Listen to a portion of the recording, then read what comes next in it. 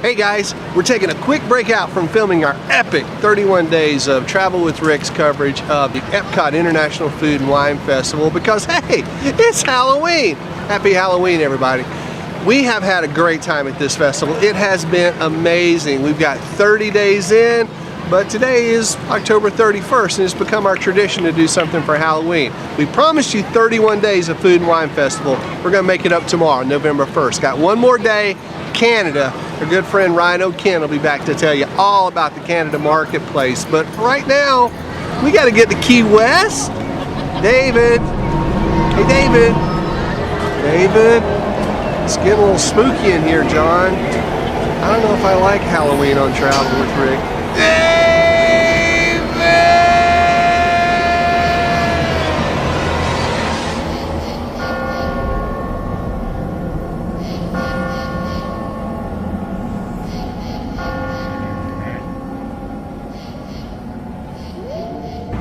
Alright, hey everybody with Travel with Rick. Rick's not here, he's a ghost. Woo. Hey, it's your friend David Sloan, and it's not Halloween if I don't get to spend some time with all the fans of Travel with Rick. So what I want to do right now is give you a little taste of Key West, and I'm going to show you my 5 favorite haunted places. And this one is near and dear to my heart. It's called the Marrero Guest Mansion. And back in 1886, Enriqueta Marrero, she was unrightfully taken away from her house, and the day she was kicked out, there was some bigamy involved. There's a lot of different things and a lot of theories. But what happened was Enriqueta was brought out to these steps with her 8 children, and she said, "This house is rightfully mine, and though I'm being removed, I will always remain here in spirit." And that's exactly what she's done. I'm going to give you something very rare. I'm going to give you an inside look into the Marrero Guest Mansion, and we're going to talk to my friend Kerry and hear one of his news stories. Come this way.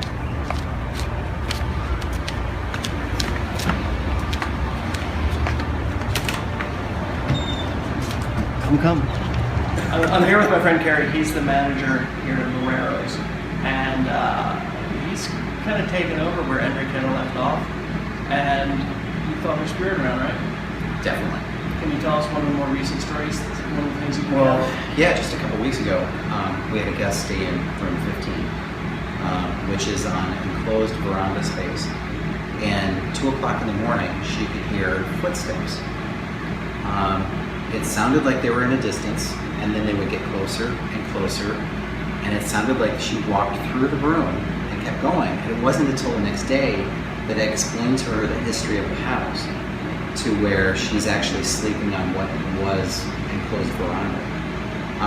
What we thought now is that, and what happened was she would hear it pass, and then there'd be a pause, and then the footsteps would pass again.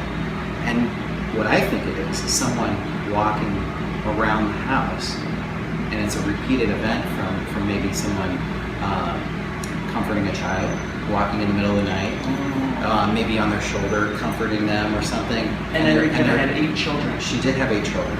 So she's doing that lap around the house, and that's why you could hear the footsteps come and go through the room and continue on, and then there'd be that pause.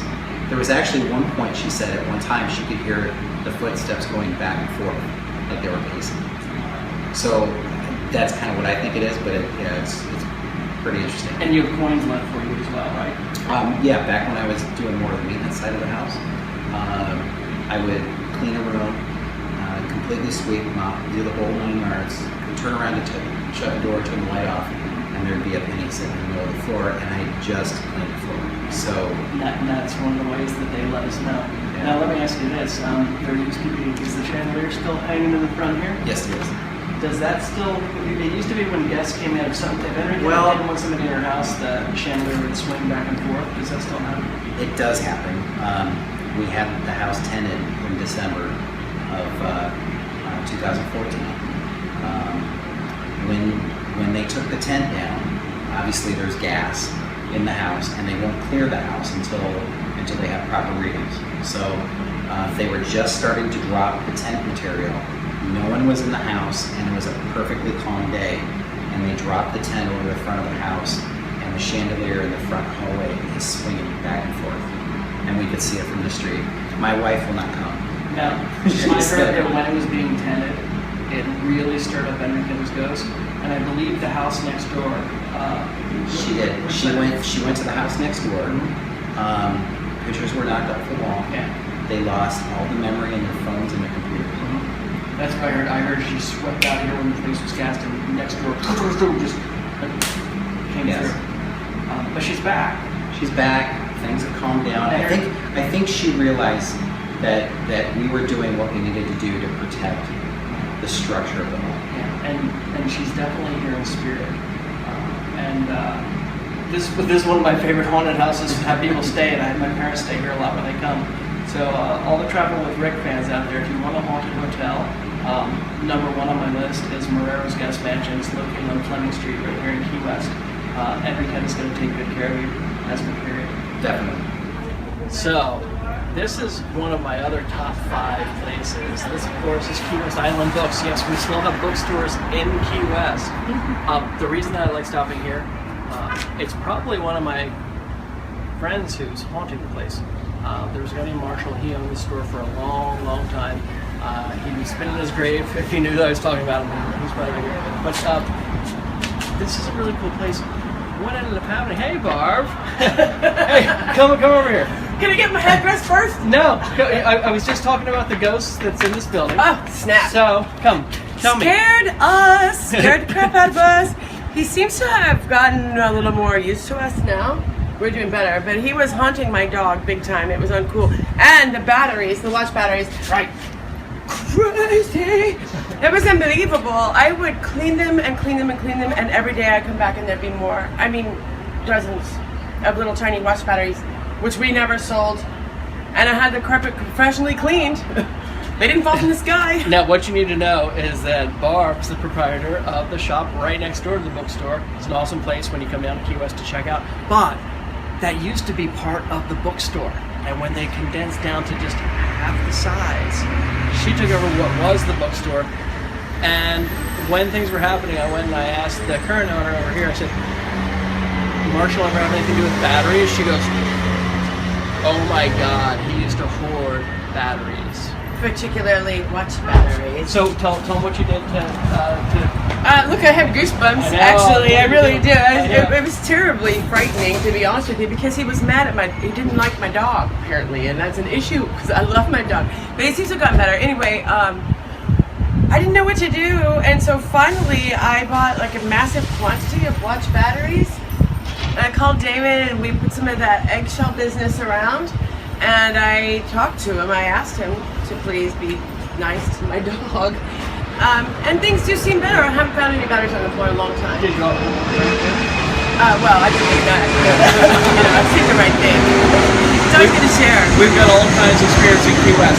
So this is another place on my top 5 list. So when you're in Key West, make sure you stop by Island Books. Of course, come see the beautiful Marrero over at Key West Local Luxuries. They're both located on Fleming Street. Another amazing haunted place in Key West is the Key West Theaters, located on Eden Street. And the cool thing about this place, there's a lot of legends attached to it. Some probably not true, but it used to be a church. And we know there's a history of fires here. We know there are children's spirits here. We're starting to think that these children actually drowned in a well on the property rather than dying in a fire. But when you come to Key West, you're only going to hear this on Travel with Rick. Come by this place. Doesn't matter what time of the day or night it is. You put your hand down nice and low. Remember, these are children's spirits. 1, 2, 3. Tap 3 times. And a lot of times these kids will boom, boom, boom. They'll tap right back for you. Come to Key West. Try it. I'm not going to point you in the wrong direction. Eden Street Theater, one of the most haunted buildings in all of Key West. Probably the most famous or infamous haunting in all of Key West has to do with Robert the Doll. We're standing in front of the artist house. This is where Robert the Doll used to live. Now here's the cool thing. Robert the Doll is up at the East Martello Museum now. And he's a very misunderstood doll. He's not a bad spirit. There's a lot of interesting stories behind him. But one of the things that people rarely get to do, which we wanted to make almost an exclusive to everybody here with Travel with Rick, I want to take you inside the artist house. I want to show you the room where Robert used to live. Because a lot of people will say, he lived in the turret room. And Robert the Doll was up there in the turret. And he'd sit in the window, and people saw him move back and forth, but the special room that Gene Otto created for him, completely different. Now, here's the deal with Robert. He was a doll, given to a boy in 1904. Little Gene Otto was just 4 years old. He gave his first name, which was Robert. He was Robert Eugene Otto. He gave it to the doll, and then he went by Gene the rest of his life. The two were inseparable. The parents would hear two voices coming from the room, and they'd go in and they'd find just Gene and Robert. When Gene got in trouble for things kids get in trouble for, he'd say, "I didn't do it, Robert did it." And he went away, he lived a normal life. He went to Paris, he became an artist. He married a beautiful woman named Anne. And they came back to the house in their 40s. And that's when he built a special room for Robert. People will hear this on all the tours in town. We have about 6 or 7 ghost tours in town. Of course, you want to come out on the ghost hunt when you come down. But I'm going to take you to the actual room. It's a certain portion of the attic. And the artist house is kind enough to let us in. I'm going to show you a few of the other rooms in there first too. They're getting all their Halloween stuff together. But come with me. This is something very special.